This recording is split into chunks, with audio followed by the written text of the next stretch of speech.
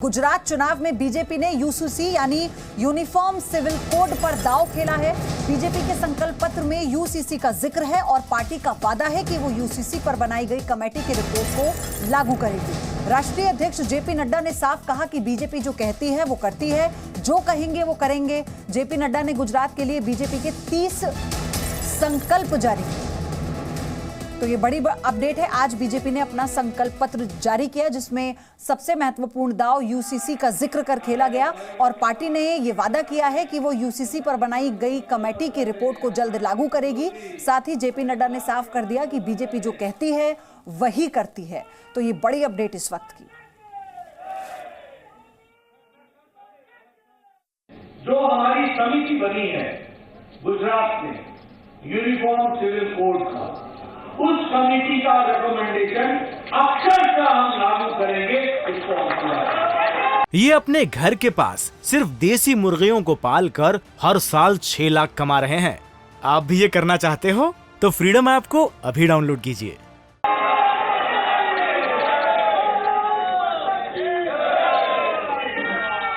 जो हमारी समिति बनी है गुजरात में यूनिफॉर्म सिविल कोड का, उस कमेटी का रिकमेंडेशन अक्षरशः हम लागू करेंगे। इसको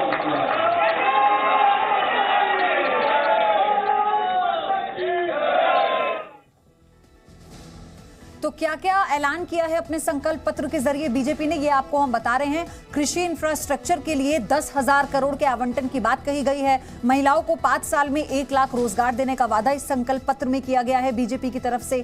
इसी के साथ गुजरात में 2 सी फूड पार्क बनाए जाएंगे, ये भी वादा अपने संकल्प पत्र में इसे मेंशन किया बीजेपी ने। और श्रमिक क्रेडिट कार्ड 2 लाख तक का लोन भी दिया जाएगा। यानी ये एक नई योजना जिसके तहत छात्राओं को मुफ्त इलेक्ट्रिक स्कूटी देने का वादा भी संकल्प पत्र में किया गया है। यानी महिलाओं को, छात्राओं को भी विशेष तरजीह अपने संकल्प पत्र में बीजेपी ने दी है। तो ये कुछ बड़ी बातें आपको बता रहे हैं बीजेपी के संकल्प पत्र की। बीजेपी ने क्या वादे किए।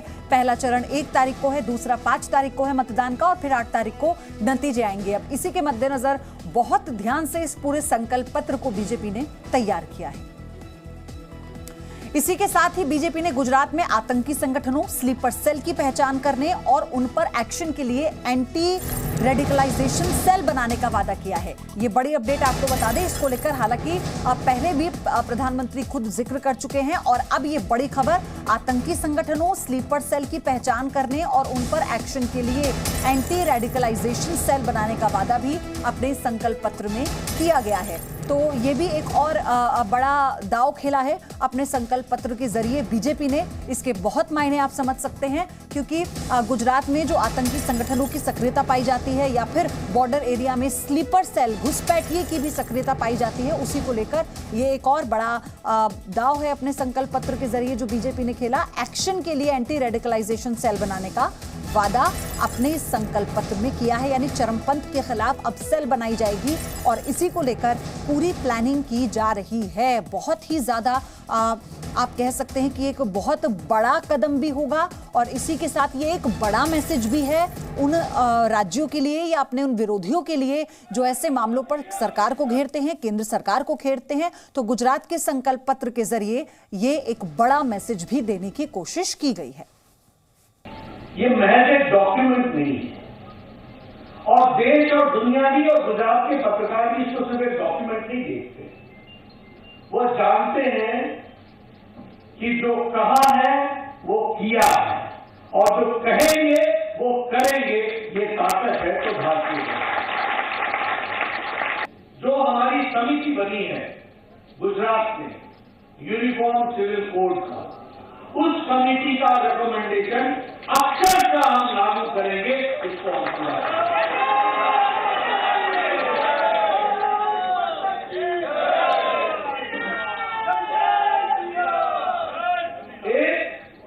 ये जो प्रदेश में, देश में रेडिकल विचारधारा को बढ़ा रहे हैं, उनके खिलाफ एंटी रेडिकलिज्म सेल बनाया जाएगा जो आइडेंटिफाई करेगा यानी चिन्हित करेगा और एलिमिनेट करेगा जो उससे उठने वाली थ्रेट होंगे होंगे, जो चुनौतियां होंगी, उनसे उठने वाली चुनौतियों को एलिमिनेट भी करेगा। तो इसी बीच मेरे सहयोगी रविंद्र कुमार हमारे साथ जुड़ चुके हैं। रविंद्र, सबसे बड़ी बात ये यूसीसी और चरमपंथी पर शिकंजा कसने के लिए ये दो बातें बहुत महत्वपूर्ण रही इस संकल्प पत्र को, आप इसे कैसे देखेंगे? बिल्कुल, देखिए ये जो संकल्प पत्र है और बीजेपी अगर सत्ता में आती है तो इस संकल्प पत्र में दिए गए 40 से ज़्यादा वायदे हैं उसे पूरे करने का पूरी कोशिश करेगी। जैसा कि आपने भी दिखाया कि जेपी नड्डा ने कहा कि जो कहते हैं वो करते हैं, जो नहीं कहते हैं वो भी करते हैं और जो कहेंगे वो भी करेंगे। तो जो संकल्प पत्र में सांस्कृतिक विरासत को एक तरह से नई पहचान देने की जो कोशिश की गई है और जो वायदे किए गए हैं कि द्वारिका में श्री कृष्ण भगवान की सबसे ऊंची जो स्टैचू लगाने की बात कही गई है, एक कॉरिडोर वहाँ पर बनाने की बात कही गई, जैसा कि आपने देखा काशी विश्वनाथ हुआ या फिर उज्जैन का महाकाल कॉरिडोर हुआ, उसी तरह से यहाँ पर द्वारिका में बनेगा। और आपने देखा इसके पहले की जो भूमिका भी याद करिए, इस संकल्प पत्र में आज जो द्वारिका के लिए बात कही गई है कि वेट द्वारिका में पूरी तरह से जो अवैध जो अतिक्रमण था उसको पूरी तरह से साफ कर दिया गया। तो एक मैसेज था जो बीजेपी पर आरोप भी लगता रहा है कि हिंदुत्व की, सॉफ्ट हिंदुत्व की, तो एक कहीं ना कहीं गुजरात की जनता के सामने पेश भी किया गया है कि हम जो सांस्कृतिक विरासत है, हिंदुत्व है, उस पर अडिग हैं, उसकी पहचान को और बेहतर करेंगे। और दूसरी बात है कि जो यूनिवर्सल सिविल कोड है उसको अक्षरशः एक नया वर्ड लागू किया गया, जो कमेटी बनी है, जो रिकमेंडेशन दी है, वो उसको पूरी तरह से हम लागू करेंगे सरकार बनने पर। जैसा कि आपने हिमाचल में भी देखा, उसके पहले उत्तराखंड में देखा। तो इस तरह से जहां जहां भी राज्यों में चुनाव हो रहे हैं, बीजेपी इस मसले पर कहीं ना कहीं अपनी दृढ़ता दिखा रही है। और जो आप कह रही हैं कि जो आतंकवाद पर या स्लीपर सेल पर है, ये जरूर हमने अभी उनसे जेपी नड्डा से यही बात कही कि क्या आपको अभी भी लगता है कि गुजरात में इस तरह की आशंका है आतंकवाद और स्लीपर सेल और दूसरे जो इलीगल काम करते हैं उनके प्रति? तो कहें कि ये पूरे देश की एक बात है और गुजरात उसमें अव्वल रहेगा, जैसा कि पहले भी करके दिखाया। तो गुजरात में आपने देखा कि जब पहले भी चाहे दंगे हुए हो या फिर बम विस्फोट हुए हो या आतंकवादी घटनाएं घटी है, तो जब प्रधानमंत्री उस समय मुख्यमंत्री थे तो कड़ी कार्रवाई की थी। और पिछले 10-12 साल से, अगर कहा जाए 15 साल से, तो गुजरात में एक भी इस तरह की घटनाएं नहीं घटी है।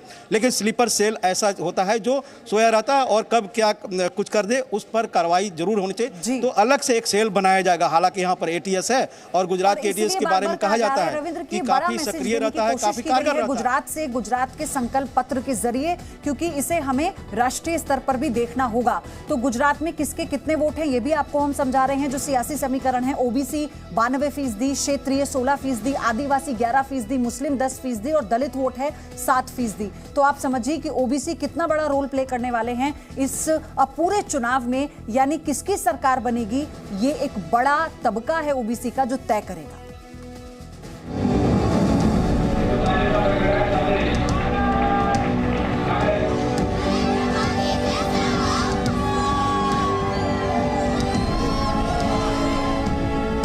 गुजरात चुनाव, यूसीसी पर बड़ा दांव। जो हमारी समिति बनी है गुजरात में, यूनिफॉर्म सिविल कोड का, उस समिति का रिकमेंडेशन अक्षरशः हम लागू करेंगे। सिविल कोड से सत्ता डिकोड। अब की बार किसान महिला रोजगार। ये अपने घर के पास सिर्फ देसी मुर्गियों को पालकर हर साल 6 लाख कमा रहे हैं। आप भी ये करना चाहते हो तो फ्रीडम ऐप को अभी डाउनलोड कीजिए।